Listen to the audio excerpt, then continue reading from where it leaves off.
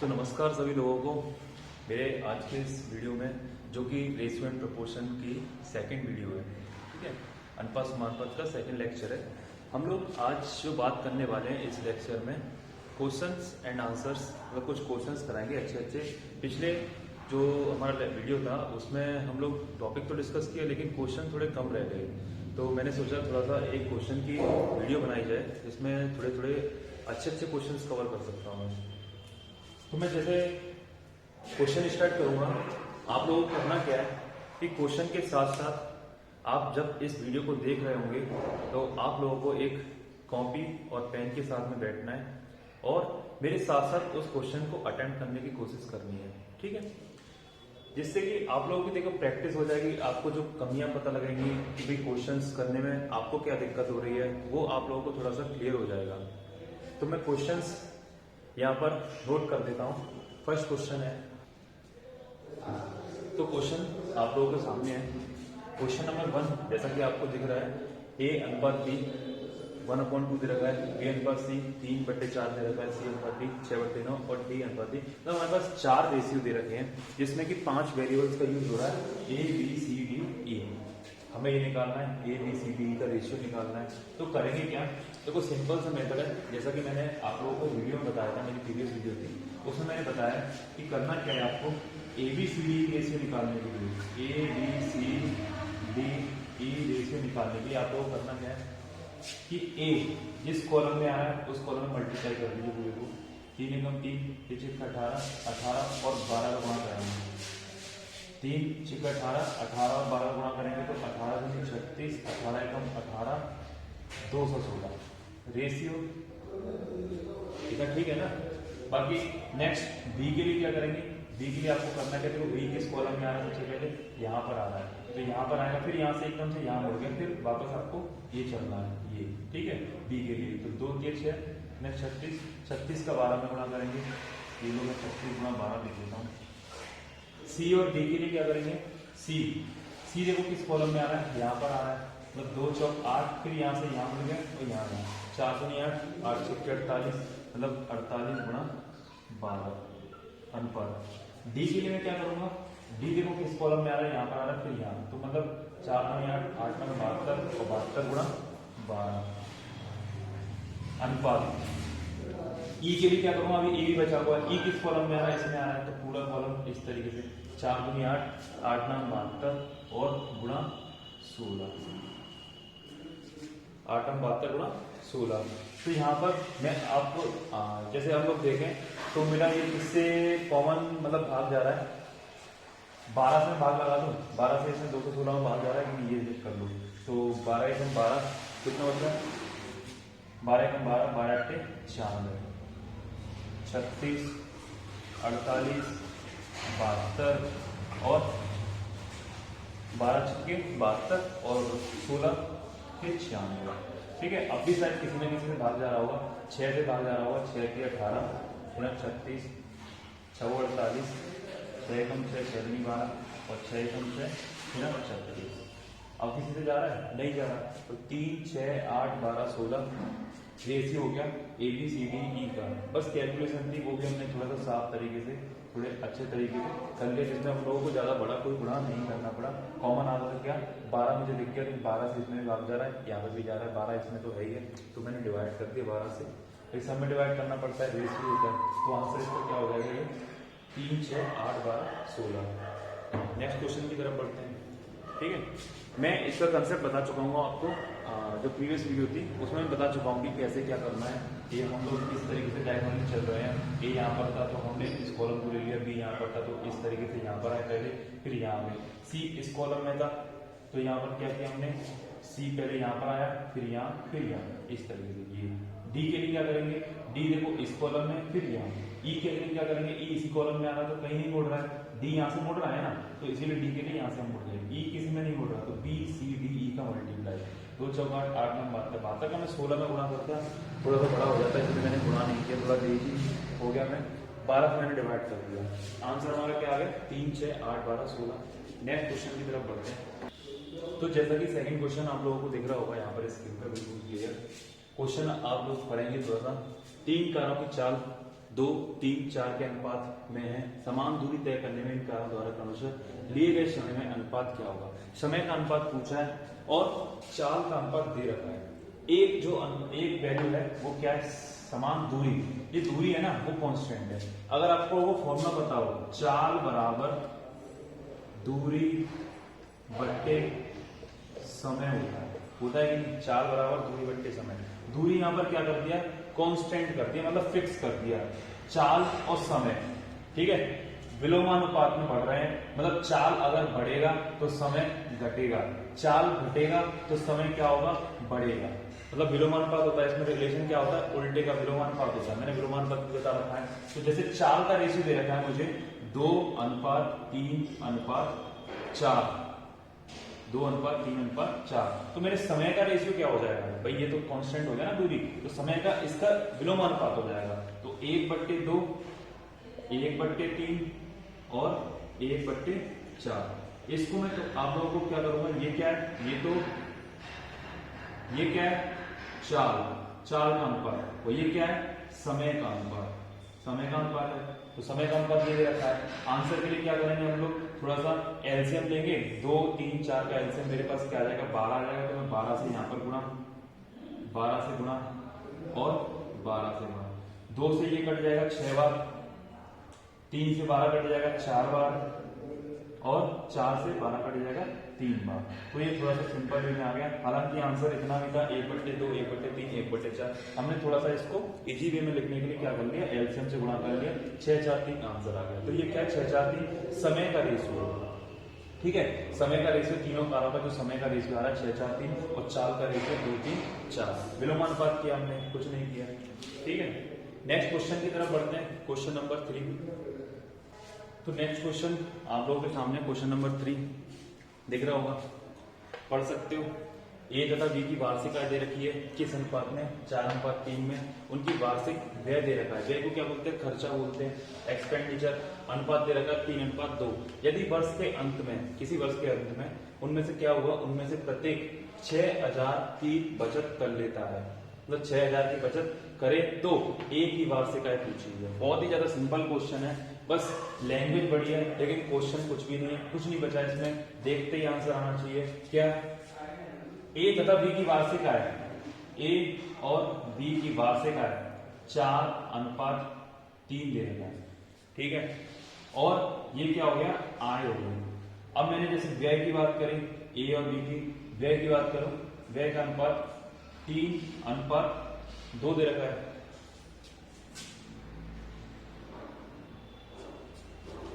ये व्यय हो गई, ये आय हो गया। जैसे कि 4 और 3, 3 और 2।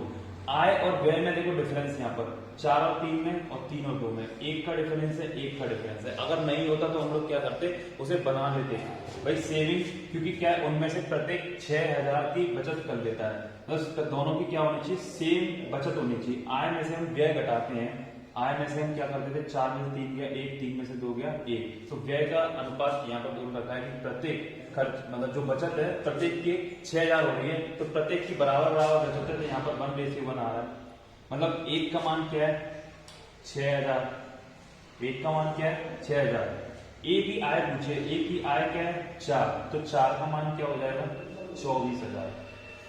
सीधा सीधा आंसर, कुछ नहीं करना है, बस ये देखना है आप लोगों को कि उनकी जो बचत, उनमें से प्रत्येक के लिए बोला, प्रत्येक मतलब दोनों ए और बी दोनों का 6000 बचत होना चाहिए, मतलब दोनों की सेम बचत होनी चाहिए। सेम बचत के लिए 1 का डिफरेंस, 1 का डिफरेंस, डिफरेंस सेम नहीं होता तो हम लोग क्या कर लेते, सेम बना लेते उस डिफरेंस को। 4 में से 3 गए 1, 3 में से 2 गया 1। तो 1 का मान जो बचत है ना वो 6000 है, 1 का मान 6000, तो 4 का मान 24000। आंसर आगे कौन सा, बी ऑप्शन, 24000 आंसर हो जाएगा, ठीक है। समझ गए, आगे बढ़ते हैं नेक्स्ट क्वेश्चन। तो नेक्स्ट क्वेश्चन आप लोगों के सामने क्वेश्चन नंबर 4, ठीक है। क्वेश्चन नंबर 4 में क्या है, बोला है कि 3 कक्षाओं में विद्यार्थियों की संख्या का अनुपात 2, 3, 4 है। यदि प्रत्येक कक्षा में 12 विद्यार्थी बढ़ा दिए जाएं, प्रत्येक कक्षा में 12 विद्यार्थी बढ़ा दिए जा रहे हैं, तो अनुपात 8, 11, 14 हो जाता है। पहले तीनों कक्षाओं में मिलाकर कुल कितने विद्यार्थी। थोड़ा थोड़ा ये कहीं ना जो प्रीवियस क्वेश्चन कराया हमने उससे हल्का फुल्का कहीं ना कहीं रिलेट कर रहा है, ठीक है। कैसे रिलेट कर रहा है, जैसे वहां पर प्रत्येक बोला था, यहाँ पे भी प्रत्येक आ रहा है। ठीक है, तो वहां पे भी क्या था, प्रत्येक की जो सेविंग थी वो बराबर थी। यहाँ पे भी क्या है कि जो 12 विद्यार्थी बढ़ा रहे जा रहे हैं वो क्या है, तीनों क्लासों में बराबर बराबर बढ़ा रहे जा रहे हैं। तो देखो 2 3 4, ये तो क्या थी, पहले थी 3 कक्षाओं में विद्यार्थियों की संख्या का अनुपात 2 3 4 था। अब इसमें प्रत्येक कक्षा में 12 विद्यार्थी बढ़ाए जाए तो अनुपात क्या हो गया, अनुपात हो गया 8 11 14। देखिए यहाँ पे देखो कितना बढ़ रहा है, 6 बढ़ रहा है। यहाँ कितना बढ़ रहा है, देखिए ना कितना बढ़ रहा है, कितना बढ़ रहा है, 8 बढ़ रहा है। यहाँ कितना बढ़ रहा है, 10 बढ़ रहा है। ठीक है, तो अब आप लोगों को करना क्या है, 6 8 10। अब यहाँ पे देखो बराबर नहीं बढ़ रहा है, आप लोग क्या होना चाहिए, अगर बराबर बढ़ता तो आप लोग क्या कर लेते, इसको आसानी से कर लेते। जैसे कि यहाँ पर देखो सम देखो 4 और 3 7 8 9, सम क्या है 9, ये क्या है इसका सम 11 और 8 19, 19 और 4 33, 33 और यहाँ पर 4 3 7 8 9, यहाँ पर 9 है। डिफरेंस देखो यहाँ पर 3 में से 2 गया 1, 11 में से 8 गया, 11 में से 8 गया कितना गया 3। ठीक है, यहाँ पे 4 में से 3 गया, 1 डिफरेंस, यहाँ पे डिफरेंस कितना है 3 का डिफरेंस है, 3 का डिफरेंस, 3 का डिफरेंस, या 1 का डिफरेंस, या 1 का डिफरेंस। इस डिफरेंस को सेम बना लो। डिफरेंस को सेम कैसे बनाएंगे, मैं ये वाले रेशियो में 3 से मल्टीप्लाई कर दूंगा। इस रेशियो में 3 से मल्टीप्लाई करने पर, इसमें 3 से मल्टीप्लाई करने पर मेरा रेशियो क्या हो जाएगा, 3 दूनी 6, 3 त्रिका 9, 3 चौक 12। ये क्या है 8 11। भाई रेशियो एंड प्रोपोर्शन में इतनी तो मुझे छूट दे रखी है ना कि मैं किसी भी रेशियो में सेम क्वांटिटी से मल्टीप्लाई कर सकता हूँ, सेम क्वांटिटी से डिवाइड कर सकता हूँ। मैंने 3 से गुणा कर दिया तो ये रेशियो बन गया। अब देखना जरा डिफरेंस, 8 में से 6 गए 2 2 2 2 2 का डिफरेंस आ रहा है, मतलब सेम डिफरेंस हो गया, मतलब 2 का डिफरेंस आ रहा है, सब में 2 का डिफरेंस आ रहा है। 2 का डिफरेंस 6 से कितना बढ़ाया, 2 बढ़ाया तो 8, 9 से कितना बढ़ाया, 2 बढ़ाया तो 11, 12 से 2 बढ़ाया तो 14। ठीक है, लेकिन ये क्या बोल रहा है कि 12 बढ़ाया, तो 2 का मान क्या हो गया हमारा 12 हो गया, 1 का मान 6 हो गया, 1 का मान कितना हो गया 6। तो पहले तीनों संख्याओं में मिलाकर कुल कितने विद्यार्थी थे, पहले वही कितने थे। अब इस रेशियो की बात करेंगे, इसकी बात नहीं कर रहे 2 3 4, क्योंकि हमने क्वेश्चन इससे सोल्व नहीं किया है, अब इससे सोल्व किया है। तो 9 और 12 21, 21 और 6 27, टोटल विद्यार्थी कितने 27। 1 का मान 6, तो 27 का मान कितना हो जाएगा, 27 गुना 6 कितना हो जाएगा 100, सॉरी 42, चलिए 12 4 16, 162 आंसर हो जाएगा ए ऑप्शन। ठीक है, ए ऑप्शन हो जाएगा। आया समझ में, 2 3 4 रेशियो था, डिफरेंस सेम नहीं था, पहले वाले क्वेश्चन में था डिफरेंस सेम था, हमने क्वेश्चन कर लिया डिफरेंस सेम नहीं था, तो डिफरेंस मैंने बोला था ना डिफरेंस को सेम बनाने के। डिफरेंस कैसे सेम बनाया, 3 से गुणा कर दिया, 6 डिफरेंस 9 और 3 चौक 12, 6 9 12 हो गया, 2 2 का डिफरेंस आ गया। डिफरेंस कितने का होना चाहिए 12, लेकिन हमारा कितना आ रहा था 2 का मान कितना हो गया 12, 1 का मान 6, तो 27 का मान कितना हो गया 162 हो गया। Answer option number 1 162, 162। ठीक है, क्वेश्चन थोड़ी बहुत सॉल्व करने की कोशिश करो, जैसा कि मैंने बोला आप लोगों को कि कॉपी पेन लेके बैठना, उस पर सॉल्व करने की कोशिश करना।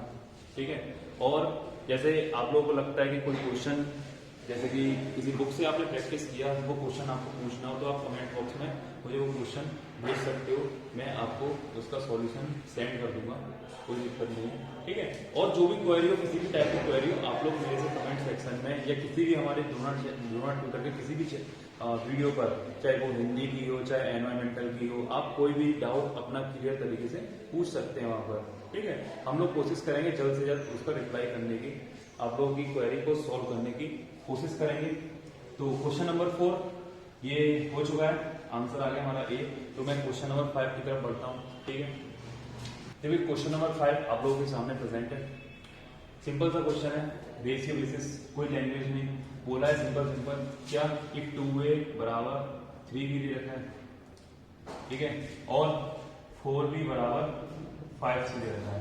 आपसे पूछा है ए और सी का अनुपात क्या हो जाएगा। देखो एक ही क्वेश्चन को करने के कई सारे तरीके होते हैं, 3 4 तरीके हो सकते हैं, क्या पता आप लोग उस तरीके से करो, लेकिन कुछ भी गलत नहीं करना है।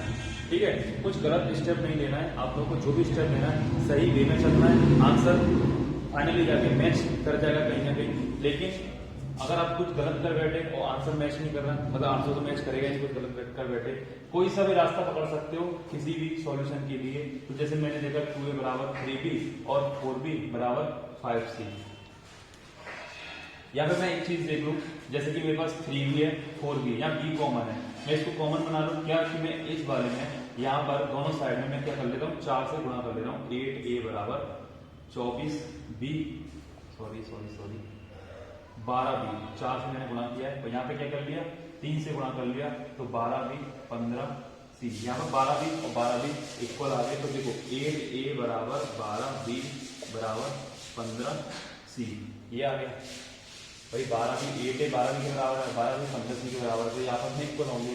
और मैंने एक कंसेप्ट बताया था, ट्रिक बताई थी, या जो भी कंसेप्ट था 8a 12b 15c, इनको क्या कर लेते हैं a के नीचे 1/8 लिख लेते हैं, b के नीचे 1/12 लिख देते हैं, और c के नीचे 1/15 लिख देते हैं। ठीक है, क्या करेंगे a b c का रेशियो हो जाएगा, a b c का क्या रेशियो हो जाएगा, यहाँ पर a b c का रेशियो हो जाएगा, मुझे a रेशियो c चाहिए ना। ठीक है, 1/8 अनुपात 1/12 अनुपात 1/15।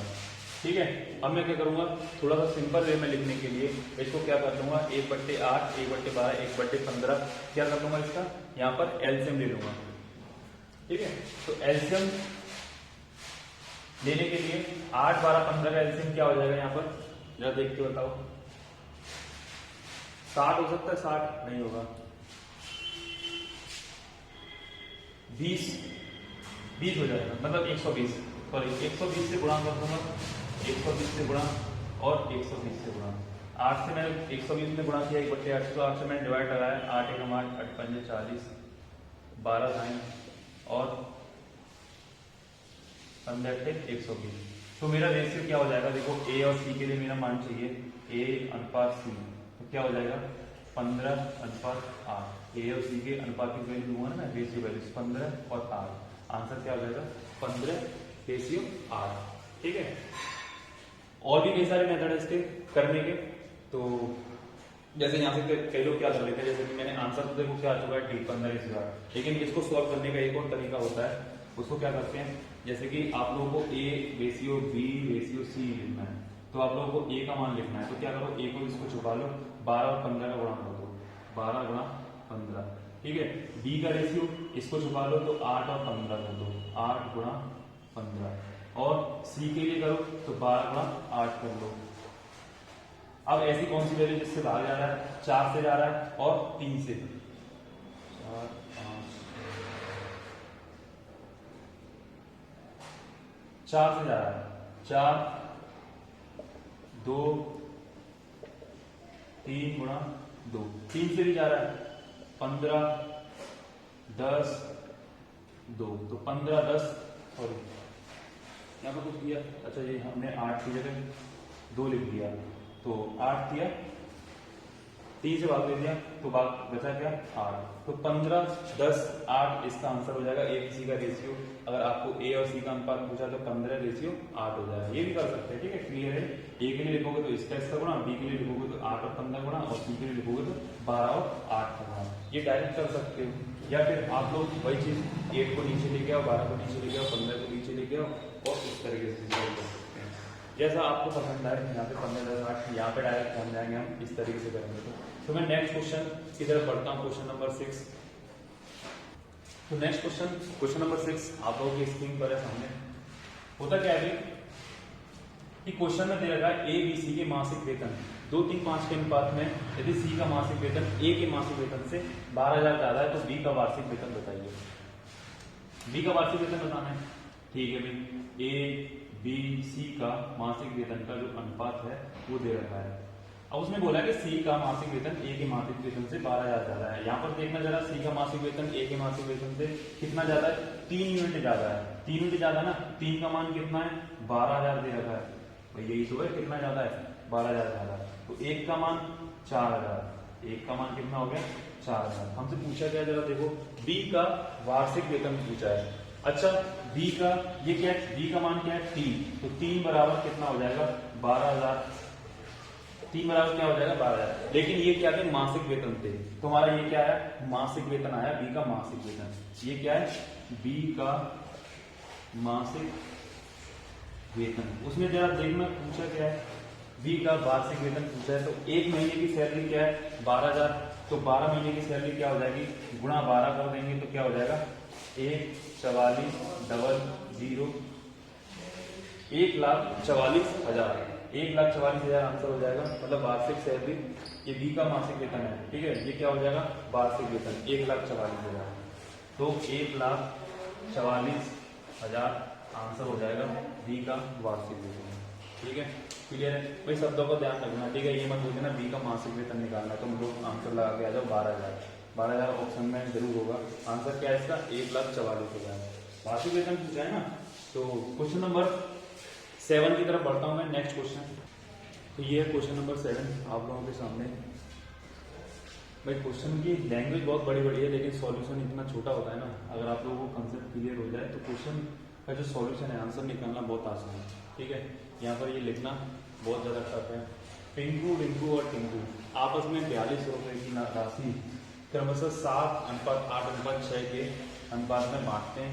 इनमें से प्रत्येक हिस्से में 200 रुपए जोड़े जाएं तो उनकी राशि के हिस्सों का नया अनुपात क्रमशः क्या होगा। प्रत्येक हिस्से में देखो वापस से फिर क्या आ गया प्रत्येक, वही सेम क्वेश्चन 7:8:6, ठीक है। अब करना क्या है, 4200 रुपए की राशि साझा करते हैं, ठीक है। 4200 रुपए की राशि कैसे साझा करेंगे, 7, 8, 6, भाई ये क्या है जरा जोड़ना इसको, 8 और 6 15 और 6 21, सही है ना।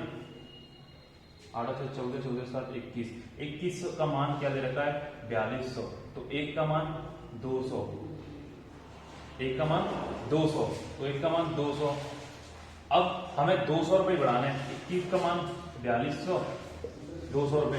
अब इसमें देखना जरा 200 रुपए तो बढ़ाने हैं, तो 200 रुपए बढ़ाने हैं तो रेशियो कितना बढ़ेगा 1, मतलब रेशियो क्या हो जाएगा 9, रेशियो क्या हो जाएगा 7, मतलब हमारा रेशियो क्या हो जाएगा 8, 9, 7, 1 1 का डिफरेंस आ रहा है, 1 1 का डिफरेंस आ रहा है। 1 का मान क्या है 200 रुपए, 200 रुपए बढ़ा दो ना, मतलब या तो 200 रुपए बढ़ा दो या 1 अनुपात बढ़ा दो। हमारा अनुपातिक वैल्यू में जब बढ़ाएंगे तो 1 अनुपात बढ़ेगा, 200 1 के बराबर है, 1 200 रुपए के बराबर है ना, तो 200 रुपए बढ़ाने हैं तो 1 अनुपात बढ़ाया, 1 अनुपात बढ़ाया, 1 अनुपात बढ़ाया, आंसर क्या आ गया 8, 9, 7। इजी है, समझ में आया, ठीक है। कर लोगे ऐसा क्वेश्चन, कर देना, ठीक है। नेक्स्ट क्वेश्चन की तरफ बढ़ते हैं, क्वेश्चन नंबर 8। क्वेश्चन नंबर 8 आप लोगों के सामने है। यदि सुनील के वेतन का 1/2 राजन के वेतन के 2/5 के बराबर है। सुनील का वेतन, ठीक है, सुनील के 1/2 किसके बराबर है राजन, जैसा कर लो, ये S ये R, राजन के वेतन के 2/5 के बराबर है। यदि उनका कुल वेतन 36,000 रुपए है, ये S गुणा 1/2 और ये क्या हो जाएगा भाई S/2 और मतलब 2R/5, तो S/2 इसको मैं ये लिख सकता हूं R 5/2, तो S और R का रेशियो क्या हो जाएगा, S R का रेशियो क्या हो जाएगा 2:5:2, ठीक है। 2 से गुणा कर लो तो 4:5 हो जाएगा। तो मुझे दे रखा है उनके कुल वेतन कितना देगा 36,000, मतलब 5 और 4 9, 9 का मान कितना दे रखा है 36,000, तो 1 का मान क्या हो जाएगा 4,000, 1 का मान 4,000 आ गया। तो राजन का वेतन ज्ञात करो, तो राजन का वेतन कितना है, राजन का वेतन 5 है, तो 5 का मान कितना हो जाएगा 20,000, ठीक है। हमने क्वेश्चन चेंज कर दिया इसमें, रेशियो से 4:5 में कर दिया, तो 5 का मान कितना हो जाएगा 20,000, आंसर नंबर 20 हो जाएगा, सॉरी डी हो जाएगा, बी ऑप्शन 20,000, ठीक है ना। वही लगाया A/A कैपिटल B/B जो बताया था प्रीवियस वीडियो में, आप लोग उसको जाके देख सकते हो अगर नहीं समझ में आया हो तो, कि किस तरीके से हमने ये रेशियो डायरेक्ट लिख लिया। S/2 R के नीचे 5/2 नीचे लिखे गए, और ये वाला मान ये वाला S और R का रेशियो वही होता है जो इनके नीचे लिखा रहता है 2:5/2। हमने क्या कर दिया 2 का दोनों तरफ गुणा कर दिया 4:5, थोड़ा सिंपल हो गया।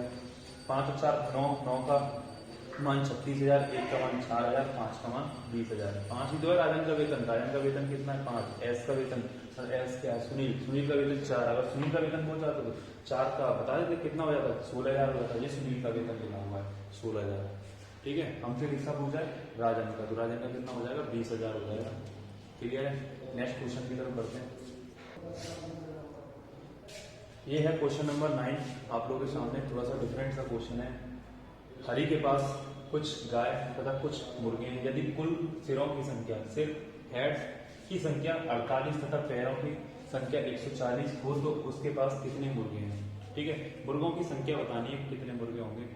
अब देखो ये क्वेश्चन है ना, थोड़ा सा लॉजिक वाला क्वेश्चन है, मतलब आईक्यू वाला क्वेश्चन है कि थोड़ा सा नॉर्मली हम लोग अगर सोच के देखें तो इस क्वेश्चन को आसानी से कर सकते हैं। कई लोग क्या करते हैं पता नहीं, इसमें एक्स वाई इक्वेशन बना के पता नहीं क्या क्या करते हैं, कई तरीके के मेथड होते हैं, लेकिन सिंपल सा मेथड है। अगर आप लोग जनरल वे में सोचने की कोशिश करें तो आप लोग कोई भी ट्रिक या कोई भी फॉर्मूला याद करने की जरूरत नहीं पड़ेगी। कई लोग इसको ट्रिक बता के कराते हैं कि ऐसा हो तो ऐसा कर दो, इसमें से डिवाइड कर दो, उसमें भाग लगा दो, पता नहीं, मेरे भी समझ में नहीं आता। मैं तो कोई सीधे करता हूँ क्या कि लॉजिकल क्वेश्चन है तो थोड़ा सा सोच के देखो। अगर जिस बच्चे को मैथ भी नहीं आता हो, मतलब थोड़ा सा आईक्यू दिमाग सही हो, ठीक है, रेशियो एंड प्रोपोर्शन नहीं भी चैप्टर पढ़ा हो, तो क्या देखो कैसे करेंगे कि हरि के पास देखो कुछ गाय है कुछ मुर्गे हैं। यदि कुल सिरों की संख्या, सिर हमारे पास कितने टोटल, सिर हमारे पास टोटल 48 है, ठीक है, और पैर जो है पैर, ठीक है, लेग्स और ये हेड, पैरों की संख्या कितनी हो जाएगी? पैरों की संख्या है हमारे पास 140। अब थोड़ा सोच के देखो, ये जो 48 सिर है, ठीक है, 48 सिरों में से कुछ तो मुर्गे होंगे, मुर्गों के 2 टांग, कुछ बकरियां, गाय की टांग कितनी होगी? 4 होंगी, मतलब 2 टांग प्लस 2 टांग, 2 टांग इनके पास एक्स्ट्रा होंगी जो गाय होंगी। ये क्या है? गाय, और ये क्या है? मुर्गे। मुर्गे की 2 टांग होती है, देखा है तो है ना, मुर्गे की 2 टांग होती है, गाय की 4 टांग होती है। अब ये सोच के देखो, अगर मेरे पास जो 48 सिर है, अगर सबके पास 2-2 टांगे हो, ठीक है, सबके पास 2-2 टांगे हैं, तो कितनी टांगे हो गई? 48 दूनी कितनी टांगे हो गई? 96 टांगे हो गई। लेकिन हमारे पास टांगे कितनी दे रखी है? 104। पैर कितने दे रखे हैं? 104 नहीं, 140। तो 140 एक्स्ट्रा कितने पैर है? 144 में से 96 गए, ठीक है, कितने बचे? 44। ये हमारे पास एक्स्ट्रा पैर है, 44 पैर है, ठीक है। दोबारा समझते हैं, सिर हमारे पास 48 थे, पैर हमारे पास 140, 2 मुर्गे और 2 टांग मुर्गे की और गाय की 4 टांग। अब ये देखो कि जैसे कि मैं मान लूं कि मेरे जो पास जो सिर है 48 सिर है, उन सबके पास 2-2 टांगे हैं, 2-2 टांगे होंगी, तो मेरे पास टोटल टांगे कितनी होंगी? 48 होंगी 96, मतलब 96 टांगे होंगी। लेकिन टांगे मेरे पास पैर कितने दे रखे हैं? 140 पैर दे रखे हैं। 140 मतलब हमारे पास 44 पैर एक्स्ट्रा है। 44 पैर और 2-2 के रेशियो होंगे, मतलब 2 टांगे होंगी या फिर 4 टांगे होंगी, ऐसा तो नहीं है कि 1 टांग होगी। तो 44 पैर एक्स्ट्रा है, मतलब कितने? 44 पैर एक्स्ट्रा है, मतलब कितने पैर बनेंगे? 44/2, मतलब 22 पैर एक्स्ट्रा बनेंगे, ठीक है, 22 पैर एक्स्ट्रा बनेंगे। तो अब जैसे कि हमने देखा यहाँ पर कितने बचे? 22 पैर एक्स्ट्रा है, तो 22 पैर एक्स्ट्रा किसके पास होंगे? गाय के पास होंगे या नहीं? 22 पैर एक्स्ट्रा गाय के पास होंगे। हमसे कितना पूछा है कि कितने मुर्गे हैं, तो 22 पैर एक्स्ट्रा है, ठीक है। तो ये देखिए 48 सिर हैं, 48 सिरों में से 22 लोग ऐसे हैं जिनके पास क्या है? गाय है। तो 48 माइनस 22, 8 में से 2 गई 6, 4 में से 2 गई 2, तो ये 26 क्या हो गए हमारे पास? 26 क्या हो गए? मुर्गे हो गए। और 22 क्या हो गए हमारे पास? गाय हो गई। जो गाय के सिर है वो 22 और मुर्गे के सिर है 26। तो ठीक है, सिर हमारे पास 48 थे, 48 को हमने मान लिया कि सबके पास 2-2 पैर हैं, तो 96 पैर हो गए। एक्स्ट्रा पैर कितने थे हमारे पास? 44 पैर थे। 44 पैर किसके पास जाएंगे? गाय के पास जाएंगे। तो 44 पैर गाय के पास थे, मतलब कि 22 गाय होंगी ना, तो जब भी तो उनके पास 44 पैर गए, तो 22 गाय और फिर 48 में से 22 घटा दे तो हमारे पास कितने बचे? 26 मुर्गे बचे। अगर गाय की पूछता तो आंसर क्या हो जाता? 22 हो जाता। तो इसमें कोई रेशियो प्रोपोर्शन का कोई चक्कर नहीं है, ठीक है। आप लोग इस तरीके से भी कर सकते हो इस क्वेश्चन को। नेक्स्ट क्वेश्चन की तरफ बढ़ते हैं, क्वेश्चन नंबर 10। क्वेश्चन नंबर 10 आप लोगों के सामने क्या दे रखा है? इसमें कुछ रेशियोज दे रखे हैं, a प्लस बी और सी का रेशियो 11:4, b प्लस सी और डी का रेशियो 26:9 और a प्लस सी और b का रेशियो पूछा है। ऐसा सेम क्वेश्चन मैं करा चुका हूँ प्रीवियस वीडियो में। वहां पर देखो a प्लस बी प्लस सी का मान यहाँ पर कितना आ रहा है 15, यहाँ पर a plus B plus C, B plus C plus A, वही सेम बात है। यहाँ पर कितना आ रहा है 26 और 9 35, दोनों सेम होने चाहिए। तो मैं क्या करूंगा इसमें 7 से गुणा और इसमें 3 से गुणा, 105 105। ठीक है, तो ये मेरा रेशियो क्या हो जाएगा, a प्लस बी का रेशियो क्या हो जाएगा, यहाँ पर 7 से गुणा किया है ना 77 और 28। ठीक है, और यहाँ पे क्या हो जाएगा 3 से गुणा करूंगा तो 78 और 27। मुझे निकालना है a plus C ratio b, a plus C. देखो यहाँ पर c का मान कितना हो गया 28, a का मान 27, b का मान निकालो तो मेरे पास a plus b plus c कितना है 105 है। a और c का मान 28 और 27, b का मान कितना हो जाएगा, यहाँ से फाइंड आउट करोगे तो 50 आ जाएगा, क्योंकि a प्लस c कितना आ रहा है 55, 105 में से 55 गया तो कितना बचेगा 50, तो 50 आ गया। मुझे निकालना है a प्लस सी बट्टे b, a प्लस सी बट्टे b। a का मान 27 प्लस 28 बट्टे 50, मतलब 55 बट्टे 50, 5 से डिवाइड लगाओ तो 11 बट्टे 10। आंसर क्या आ जाएगा 11 बट्टे 10, a प्लस सी बट्टे बी। नेक्स्ट क्वेश्चन की तरफ बढ़ते हैं। Last question, question number 11। तो क्वेश्चन नंबर 11 इस वीडियो का लास्ट क्वेश्चन है। यहाँ से हम लोग थोड़ा सा वीडियो को समाप्त करते हैं।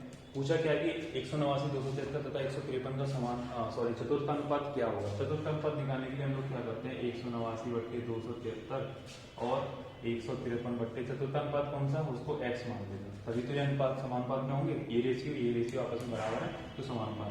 अब मुझे देखा है यहाँ पर मैं 3 से भाग रहा है, 3 से 18, 3 3 3 27, 3 एकम 3।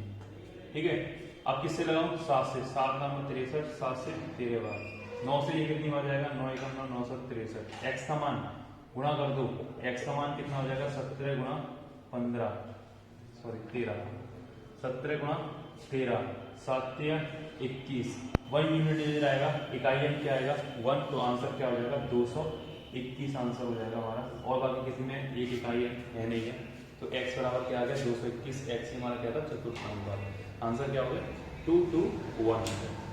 तो ये था लास्ट क्वेश्चन। क्वेश्चन मैंने इतने ही कराए हैं, कुछ प्रीवियस वाली वीडियो में करा दिए थे, कुछ इस वीडियो में करा दिए। आप लोगों को करना क्या है, ज़्यादा से ज़्यादा क्वेश्चन प्रैक्टिस करने के लिए आपके पास जो बुक होगी उससे क्वेश्चन प्रैक्टिस करो, और जो क्वेश्चन नहीं आए तो आप लोग मेरे से वीडियो के कमेंट सेक्शन में जाके पूछ सकते हो। और नेक्स्ट वीडियो जो अब हमारी आने वाली है उसमें एक नया टॉपिक स्टार्ट कराऊंगा। आप लोग मुझे सजेशन में बता सकते हैं, सजेस्ट कर सकते हैं, कोई जैसे कोई भी टॉपिक हो, जिस टॉपिक में आपको दिक्कत हो, आप लोगों को जो मेरे से पढ़ना पसंद करे, ठीक है, कोई भी मैथ का कोई सा भी टॉपिक, तो आप लोग बता दो मुझे।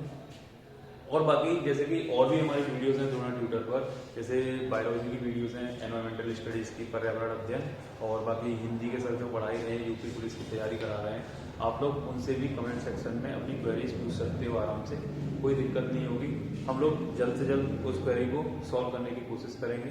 ठीक है, तो यही है। बहुत बहुत धन्यवाद, थैंक यू वेरी मच।